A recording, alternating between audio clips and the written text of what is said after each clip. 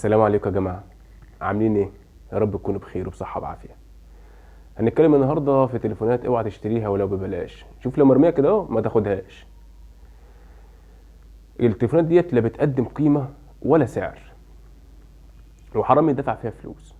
واول مدعوين عندنا في القائمة النهاردة هو اوبو A55. التليفون ده بيجي بشاشة 6.5 انش، وبيجي بمعالج من ميديا تك هيليو G35. المعالج ده اضعف ما يكون، يا دوبك هو استخدامه يومي، تصفح شوية فيديوهات على ألعاب خفيفة جدا جدا جدا. غير كده مش هيديك أداء خالص، ما تنتظرش منه شغل عالي. التليفون ده بيجي برامات 4 جيجا. انت متخيل يا مؤمن 4 جيجا رامات؟ وجاي على نفسها ليه كده شركة اوبو؟ ما كانت تخليها 2 جيجا. يعني مش عارف احنا بنتطور لقدام ولا بنرجع بالتكنولوجيا لورا. يعني دلوقتي في ظل ان التطبيقات والبرامج وكل حاجه خاصه على التليفون بتحتاج رامات 6 جيجا، اوبو تطلع لك تليفون رامات 4 جيجا في 2022، وخلاص داخلين على 2023. مش بس كده، ده حط لك كمان ذاكره داخليه 64 جيجا. ايوه، 64 جيجا. يعني تليفون في 2022 وداخلين على 2023 بذاكره 64 جيجا ورامات 4 جيجا. انا هسيبكم في التعليقات تقولوا ايه رايكم في اللي هي عملته ده. وطبعا هي مش اول شركه عملت الموضوع ده، لا ده لسه في اللي جاي بعديهم بقى، ما ده اول القايمه في المدعوين.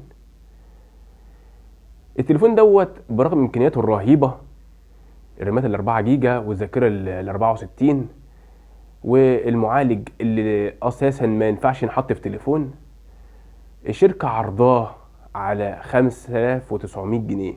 ايوه رقم 5900 جنيه على الذاكره ال 128 جيجا رامات 4 جيجا. لا ما فرقتش كتير يعني، عن 64 ل 128 في الظل اللي احنا فيه دلوقتي ما فرقش كتير، الاتنين رايحين في داهيه. تاني ضيف معانا النهارده وهو من شركه سامسونج، وهو سامسونج A13.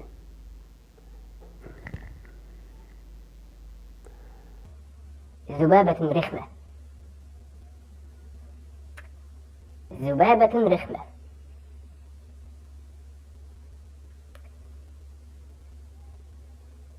هولع فيك دلوقتي. المهم سامسونج A13 دوت ما اختلفش كتير عن اوبو. الشركه برضو اتعادت منها الظاهر، فمنزله تليفون منيل ب 60 نيله. مش عارف هي سامسونج اتعادت من اوبو ولا ايه. المهم التليفون ده شاشه 6.6 انش من سامسونج، بتيجي بحواف كبيره جدا، بتحسسك ان انت رجعت ل 2020، رجعت بالزمن لورا. حواف عملاقه، وبيجي بمعالج اكزينوس 850 بمعماريه 8 نانو. طبعا الناس كلها متعوده ما دام معماريه قليله يبقى التليفون جاحد، لكن لا، التليفون ده لا جاحد ولا حاجه. التليفون ده هيوفر معاك في الطاقه هيوفر في الاستهلاك لكن في المقابل انت ما بتاخدش اداء.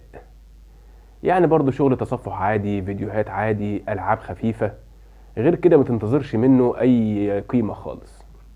طبعا ما ننساش اصلا ان واجهه سامسونج وان يو اي على المعالج ده اللي هو اكزينوس 850 مخليه التليفون بطه بلدي بمعنى الكلمه.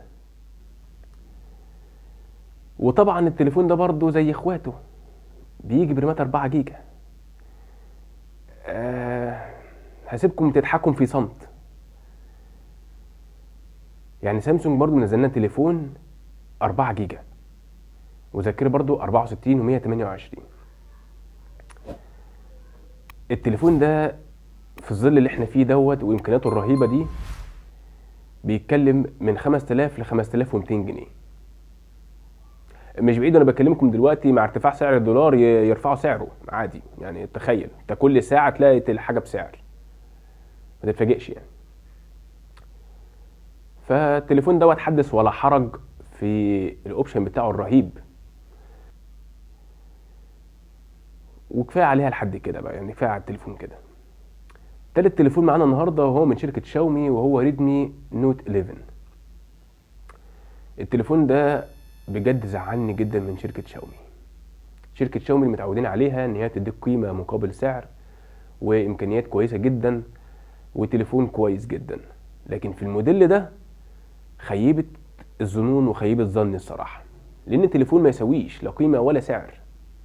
التليفون ده بيجيلك بشاشة 6.5 انش بمعالج من كوالكوم سناب دراجون 680. طبعا المعالج ده حرام ينحط في تليفونات في 2022 و 2023. المعالج ده قديم جدا وضعيف جدا، ده غير ان هو فيه مشكلة وما عالجوهاش. مشكلة المعالج ده ان هو بيسخن. يعني انت شغل تصفح وفيديوهات عادي جدا، هتيجي تشتغل عليه شغل تحميل شوية او العاب خفيفة شوية هتلاقي التليفون بيسخن معاك، ولو حملت عليه في الالعاب هيسخن بطريقة هتلسع ايدك. طبعا الرامات برضو 4 جيجا. ايوه الرامات برضو 4 جيجا، وبرضو ذاكرة 64 و 128، واغلب اللي في السوق هتلاقيه ذاكرة 128. بيتكلم التليفون دوت من 5.5 ل 5,700.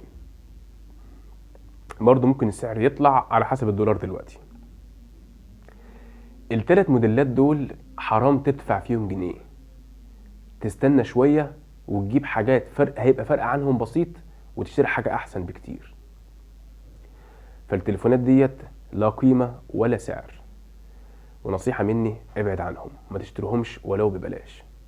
وبس يا سيدي، دول كانوا اهم 3 تليفونات حبيت اقول لك عليهم ما تشتريهمش ولو ببلاش. ولحد هنا خلصت الحلقة. سلام.